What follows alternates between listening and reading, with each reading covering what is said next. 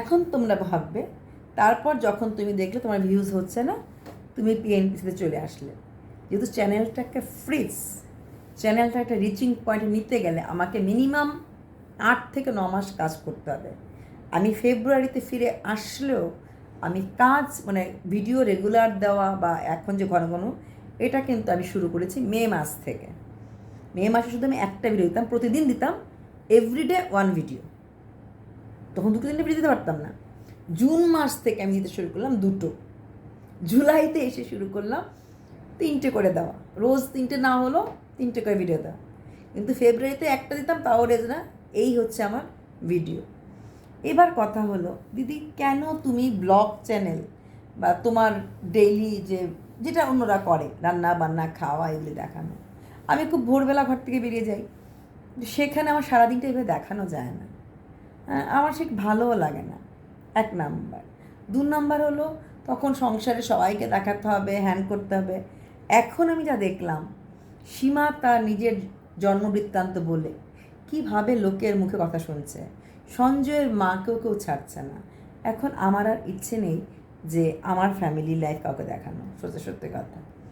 এছাড়া চ্যানেলটা আমার, ভালো লাগাটা আমার, প্যাশন উইথ এপি, অর্পিতাকে জানো।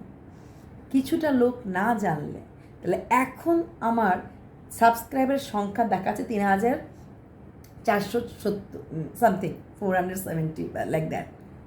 কিন্তু এখন সত্যিকারের সংখ্যা হচ্ছে আমার 470 জন। কারণ বাকিরা অনেকেই আসবে না, 1,000 তো নোটিফিকেশনই পায় না, 1,500-এর মতো। আর বাকিরা জানেই না আমি বেঁচে আছি। হ্যাঁ, কারণ ওই সময়টা এত কোভিড সেকেন্ড লাইভ, অনেকেই ভেবেছে। তো তার মানে এখন আমার দর্শক যারা নোটিফিকেশন পায় বা পায় না, জানি না, ওদের সুপর্ণা মানে কর্মকার বলছিল যে দিদি তো নোটিফিকেশন পাচ্ছি না।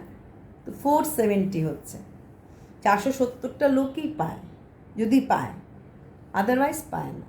আর ভিউজটা লোকের নিজের চয়েস থাকে, তোমাকে দেখবো, তোমাকে দেখবো না, তোমাকে দেখবো, তোমাকে দেখবো না। ঠিক আছে? এখন দেখো, এই যে আমি কথাগুলি বলি, যারা আমার একসময় যারা আমার কবিতা দেখে কাছে আসছিল, এরা কিন্তু এখন আসে না। দিদি তুমি তো কবিতা বলো না, ওরা আসে না। আচ্ছা, 2 নাম্বার, যারা কবিতা ছাড়া কাছে আসতো, এমনিতেই আসতো, দিদির কাছে এমনিতেই আসতো, এরা এখন কে সু, কে সীমা, কে সঞ্জয়, কাকে নিয়ে বলো, কিছু বুঝি না কেন। এখন এটা তো আমি চ্যানেলের মধ্যে বলতে পারবো না, চ্যানেলের নাম কি, ওরা কে, ওরা যেহেতু অনেকেই অনেককে চেনে না, আমরা যারা দেখি বা তোমরা যারা দেখো, তা ওরা কী করছে, ওরাও কিন্তু আসছে না। এমন কথাগুলো আমাকে লাইভে দেখা হলে ওরা বলে কাকে নিয়ে কথা বলো, বুঝি না তো কিছু। তো বুঝি না বলে কিন্তু ওরাও আর আসতে চায় না। তাহলে এইবার ভেবে দেখো আমার সংখ্যাটা, ভিউজের সংখ্যাটা কতটা কমে গেল। আশা করি বোঝাতে পেরেছি কেন। হ্যাঁ, এখন দিদি তুমি তাহলে টাকার লোভে এগুলি করছো। ওয়াইটিটা কেন প্রফেশন বললাম, ওদিন একজন আমাকে বললো কেন তুমি প্রফেশন বললে ওয়াইটিটাকে। ওয়াইটি সত্যিই profession, YT is a profession, YT is a profession.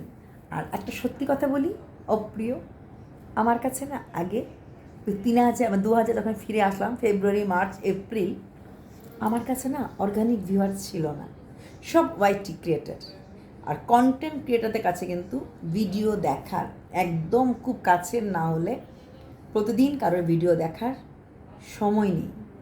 একমাত্র তোমরা ভিউয়ার্সরা আমাদের পাশে থাকলেই আমরা ভিডিও মানে ভিডিও যেতে পারে উপরে। এই এর ঘরে গিয়ে লাইক নাইস শেয়ারিং, ওর ঘরে গিয়ে নাইস রেসিপি, ওইগুলি করতে গেলে ভিডিও দিতে পারবে না। আর ওইগুলি করতে করতে তোমার ভিডিও ভিউজ এনেও তুমি পারবে না।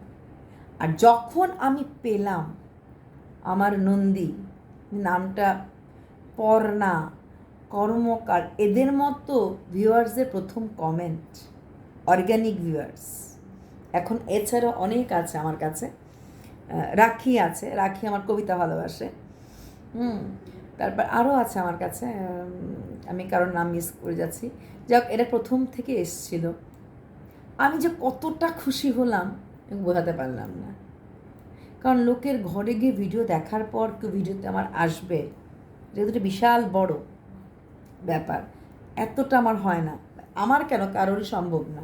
এখন দিনে 2টো ভিডিও দিলে যদি 1K ভিউজ হয়, তোমাকে তাহলে 1K ঘরে গিয়ে তোমাকে নাইস শেয়ারিং লেখা, এটা কোনো দিনই সম্ভব না। এটা কোনো দিনই সম্ভব না তুমি 1K ঘরে গিয়ে নাইস শেয়ারিং লিখে আসবে। এই হলো আমার ওয়াইটি জার্নি। তো যাদের অনেক কনফিউশন যে কেন এটা করছো, কেন ওইটা করছো না, হ্যাঁ, তবে আমি মোটামুটি যেমন সীমার চ্যানেলের নাম বা কিছু কিছু চ্যানেলের নাম আমি মোটামুটি কিন্তু আমি আমার পেছন দিকে ডিসক্রিপশন বক্সে দিয়ে দিই আমার ভাই বোনদের চ্যানেলের নামগুলি, ঠিক আছে?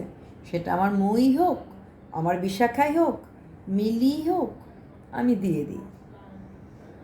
আর রইল যে কন্ট্রোভার্সি ভালো লাগে কি না, আমাদের কারোর কোনো অন্যায় প্রতিবাদ করাটা যদি কন্ট্রোভার্সি হয়, এটা কি খুব ভুল?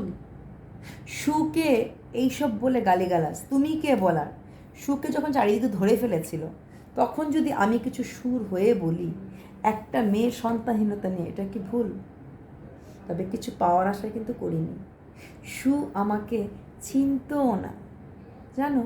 সুর একটা ভিডিও ছিল যেখানে ও হোটেলওয়ালির এগেনস্টে বলেছিল এবং হোটেলওয়ালি ওকে ওই নামে ডেকেছিল। সু লাস্ট লাইনে বলেছিল, আমি তো ওইটা বলে, আর তোমরা রাজা রাজা রাজা। তোমরা ভাবতে পারবে না ওই দিন প্রথম দিন আমার চোখে জল চলে এসেছিল ওই লাইনটা দেখে।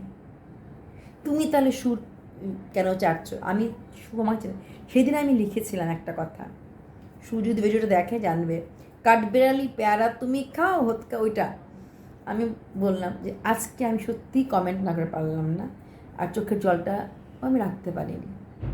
তখন থেকে আমার মনে হলো আমাকেও চিনুক না চিনুক, আমাকে এর জন্যই বলেছি, কেউ যে কমিউনিটি ওঠার জন্য কারোর প্রশংসা করে, শুধু আমাকে চিনতও না, কিন্তু আমি কিন্তু সুর হয়ে তখনও বলেছি, এবং তখনই আমি বলেছি হোটেলওয়ালি আর তুমি মিল হয়ে যাও। এবং সেখানে কিন্তু ও এসেছিল আমার ভিডিওতে, হোটেলওয়ালি, এবং আমার ওর কমেন্ট আমি পিনও করেছিলাম, দেখতে পারো তোমরা এরকম কেন করছো, আমি বলেছিলাম। তাই আমি কিন্তু সুর কাছে, এবং একটা কথা বলি এখানে আজকে, আমি যখন সুকে সাপোর্ট করতাম তখন কিন্তু সীমারা কিন্তু আলাদা ছিল। আমি যদি লাইভে থাকতাম, সীমাদের থেকে কিন্তু সু সম্পূর্ণ আলাদা থাকতো, মানে আলাদা ছিল, থাকতো মানে কি আলাদা ছিল। তা সত্ত্বেও কিন্তু আমি তখন থেকেই সুয়ের পক্ষে হয়েই ভিডিও করেছি এবং সুকে নিয়েই করেছি। তাহলে সত্যি কি কিছু পাওয়ার আশা করেছিলাম? সুকে নিয়ে ভিডিও করলে আমার ভিউজ 1K হয়ে যায়, আর সুকে নিয়ে যেভাবে কথা হয়, আমি পারলে কিন্তু প্রত্যেক দিন একটা করে ভিডিও সুকে নিয়ে দিতে পারি, যে হ্যাঁ আমি সুয়ের ফরে বলবো, আমার এতে ভিউজ আসবে। কিন্তু কই, আমি তো এটা করি না। দেখো আমি কয়টা ভিডিও করেছি, যখন অনেক দিন জমে যায়, সু আনসার দিচ্ছে না কারো, তখন দিলাম। আমি কিন্তু রোজ পারি দিতে একটা ভিডিও, তাহলে আমারও প্রফিট, বেশি ভিডিও দেখতে লাগে না, আমি আনসার দিয়ে দিলাম। সেটা তো আমি করি না। বড়দের থাম্বনেইলে ফটো লাগানো, সেটা আমি করি না। বলবে দিদি তুমি তো এই পিপ্রি করেছো, হ্যাঁ ও বলেছে ভিডিওতে, তার জন্য করেছি। আর দিয়ার সাথে আমার জানাশোনা আছে। তাহলে হ্যাঁ, সিনেবাবকে আমি চিনি না, বাট সেটা নিয়ে আমি করেছি, নো ডাউট। তো এই জিনিসগুলি বোঝানো তোমাদেরকে যায় না। আর যখন মানুষ ওয়াইটি করে, প্রত্যেকে চায় সাবস্ক্রাইবার, প্রত্যেকে চায় ভিউয়ার্স। আর আমার যেহেতু অন্য জায়গায় কোনো রকম কোনো আইডি নেই, মানে এফবি বা ইনস্টা, যে আমি ওখানে গিয়ে শেয়ার করব বা ওখান থেকে আমার এফবি ফ্রেন্ডরা আমার ভিডিওটা শেয়ার করবে, সেই রকম স্কোপ আমার কাছে নেই। আমার কাছে শুধু আছে বলতে এই ওয়াইটিটাই আছে। তার জন্য আমার যদি 300-400 ভিউজও হয় বা 200 ভিউজও হয়, এটা আমার কাছে অনেক বড় ব্যাপার। কারণ আমার ভিডিও তার এফবিতে শেয়ার হচ্ছে না, আমার ভিডিও তো ইনস্টাতে শেয়ার হচ্ছে না। তো সীমা এসে ওই সময়টাতে আমার হাতটা ধরেছে, কারণ ও আমার কষ্টটা বুঝতে পেরেছে। আশা করছি আজকে অনেক কিছু ক্লিয়ার হয়ে গেল। আর রইল বাকি দলবাজি কখন হয়? যখন কোথাও না কোথাও আমাদের সোচ এক হয়, যেটা মুনমুনের ক্ষেত্রে।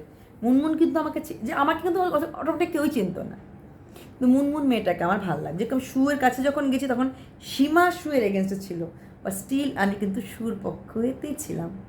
পারতাম তো তখন সুর সঙ্গে কথা না বলতে, সুর কাছে না যেতে, কিন্তু আমি তো গেছি, আমি তোয়াক্কা করিনি, তোয়াক্কা তখনও করিনি।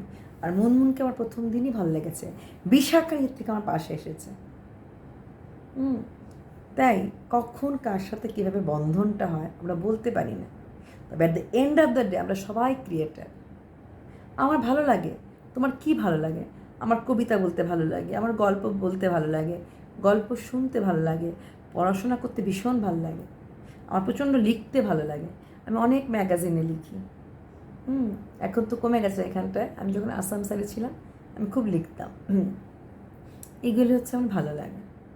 সেই ভালো লাগার থেকে নিজেকে দূরে রাখতে কোনো দিনই পারবো না, আর নিজের বৈশিষ্ট্যকে কোনো দিনও হারাতে পারবো না। অনেক দিন অনেকে বলেছে দিদি তোমার সম্বন্ধে বলো, তোমার সম্বন্ধে বলো। আশা করছি আমি আমার ওয়াইটি সম্বন্ধে, কন্ট্রোভার্সি নিয়ে কথা বলা কেমন সম্বন্ধে একটু বলে দিলাম। 3টা ভিডিও হয়ে গেল, আর না, বাকি কথা অনেক দিন পরে হবে। Bye bye.